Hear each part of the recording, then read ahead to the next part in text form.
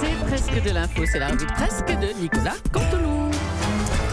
Et on commence par le rappel du titre principal de l'actu. C'est à vous, Nikos. Et oui, salut à tous. Bonjour Julie. Salut, l'actu Surround du Morning. C'est bien sûr, ce fut l'interview réussie du député de l'Essonne, Nicolas Dupont-Aignan, chez Audrey Crespo-Mana. Ça va, ça suffit. Oh là là. C'est tout ce que tu reçois de 2 heures de matinale. Il retient que ça. Ouais. Merci. Castorama. Audrey Castorama. Bref, l'actu, ce sont bien sûr les Gilets jaunes qui ont décliné l'invitation de Matignon. Bon, en même temps, entre se l'écailler à bloquer une autoroute et boire le thé avec Édouard Philippe, on aurait tous choisi d'attraper la grippe, n'est-ce pas? Après les Gilets jaunes, ce sont maintenant les boutons blancs. Oui, les lycéens qui prennent le relais. Ils ne s'en sortent plus. Ils n'ont plus assez d'argent de poche. Et oui, j'en ai côtoyé. Le 10 du mois, ils demandent la baisse du prix donc de la barrette de shit et des bières grenadines. C'est vrai qu'on a un peu de mal à retrouver ces petits dans toutes ces revendications. À vous, Julie. Merci, Nikos. Les Gilets jaunes attendent toujours une réponse de l'exécutif. Une 4e journée de manifestation dans Paris commence à s'organiser sur les groupes Facebook des Gilets jaunes. Oui, bonjour. Bonjour à vous. Oui, c'est l'ancien monde, vous me reconnaissez. Comment ça va dans le nouveau monde, hein, vous vous souvenez, le monde du dégagisme des anciens, le monde de la modernité triomphante, hein, le monde du nous ne gouvernerons plus comme avant. Hein. Monsieur Juppé, bonjour. Oui, Alors, bonjour à tous. Vous étiez Premier ministre au moment des grèves monstres de 95. Hein. Comment vous voyez la situation actuelle alors? Bon, écoutez, je regarde la situation avec tristesse. Et néanmoins, je dois avouer une certaine forme d'admiration pour le président Macron. Ah bon, alors vous êtes triste de voir Paris saccagé et vous admirez Emmanuel Macron qui tient son cap, c'est ça? Non, pas tout à fait. Écoutez, je suis triste surtout de voir tomber mon record du championnat du monde de foutage de bordel. Non, monsieur Apathique est un fer observateur, le sait. Honnêtement, je pensais pas que quelqu'un ferait pire que moi. Et pour tout vous avouer, j'aurais plus misé une piécette sur François Hollande, voyez-vous. Mais là, Emmanuel Macron a foutu un tel bordel. Non, il est à 2 doigts de rendre la France tout simplement ingouvernable. Je pense qu'il a de beaux jours devant lui. Il se prépare une longue suite de branlées électorales. Donc je crains réellement de perdre mon titre de champion de France là aussi, dans Chapeau l'artiste. Chapeau l'artiste. Allez, merci monsieur Juppé. Justement, il est là. Tiens, le président Macron a-t-il entendu la colère des Gilets jaunes? Le mieux, c'est de le lui demander. Bonjour monsieur le président. Bonjour à toutes et à tous. À tous et toutes, celles et ceux et celles, chacun, chacune. Bonsoir aux casseurs et aux cassos. Oui, Gilets jaunes, j'ai entendu votre colère. Oui, je comprends votre douleur. Oui, je vais répondre favorablement. Enfin, oserais-je dire, à vos revendications. Et je fais mea culpa. C'est vrai que c'est indigne de vivre avec 1 200 € par mois. C'est pourquoi je propose de passer le SMIC à 2 400 € net et de supprimer l'impôt sur le revenu qui ne sert finalement à rien. Mais vous plaisantez là? Évidemment. Elle est naïve celle-ci. Oh, ça va. Non mais écoutez, depuis toujours, il faut se mettre une chose dans la tête. Les gens qui sont au SMIC sont pauvres. Et j'ai une mauvaise nouvelle pour eux, ça va continuer un bout de temps. Mais j'ai une solution. Oui, puisque toute la matinée, vous avez posé cette question. Quelle est la solution? Comment sortir? Eh bien, j'ai la solution immédiate pour augmenter immédiatement le pouvoir d'achat. Quoi?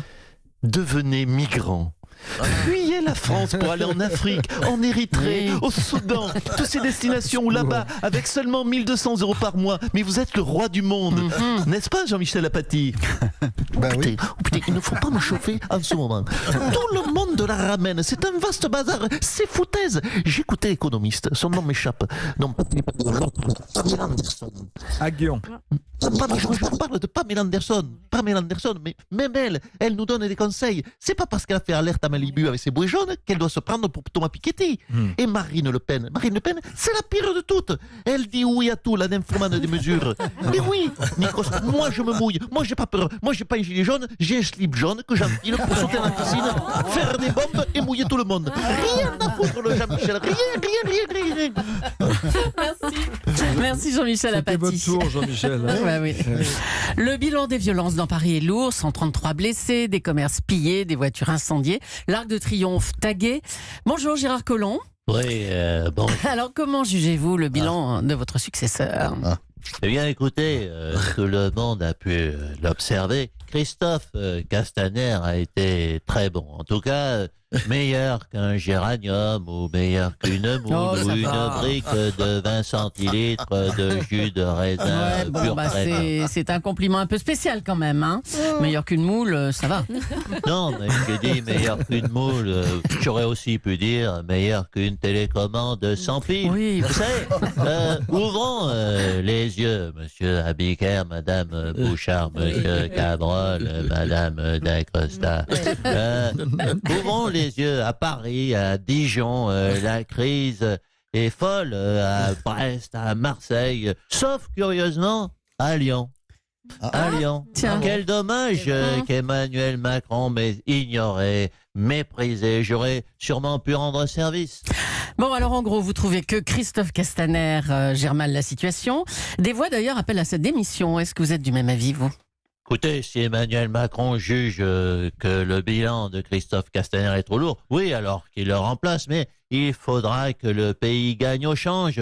Remplacer pour remplacer ne sert à rien, non, il faut qu'il soit remplacé au minimum par un labrador ou une tondeuse à gazon. Enfin, quelque chose qui soit incontestablement plus qualifié que Christophe Castaner. Allez, on va vous laisser. Merci Gérard Collomb. Allez, l'info était à la une du Figaro. Beaucoup de provinciaux parmi les personnes interpellées à Paris ce week-end. Anne Hidalgo, bonjour. Une réaction peut-être ?